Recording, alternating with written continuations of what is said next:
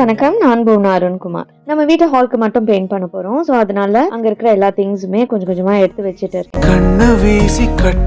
இதுவுமே மெயின்டெனன்ஸ்ன்றதை தாண்டி இப்போ ஒரு நீட். அதனாலதான் நீங்க இப்போ பாக்குறீங்க இல்லையா, அந்த வால்ல அது மட்டும் கிடையாது, அந்த சைடு ஃபுல்லாவே டெர்மைட் வந்து ரொம்பவே ஸ்பாயில் பண்ணியிருந்தது. டிவி யூனிட் வந்து நம்ம மாத்தியாச்சு.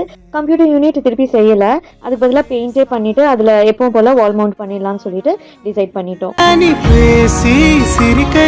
அதனால தான் எல்லாத்தையுமே கொஞ்சம் கொஞ்சமா எடுத்து வச்சுட்டு இருக்கேன். இந்த வேலையெல்லாம் செஞ்சதுல லஞ்ச் டைம் வந்தது வந்து தெரியவே இல்லை. பட் ஃப்ரெஷ்ஷா ராகி மாவு வந்து முன்னாடி நாள் தான் அரைச்சி வச்சிருந்தேன். ஸோ அதில் அடை பண்ணிடலாம், முருங்கைக்கீரை வேற இருந்தது. ஸோ அதில் தான் நான் அடை பண்ணிட்டு இருக்கேன்.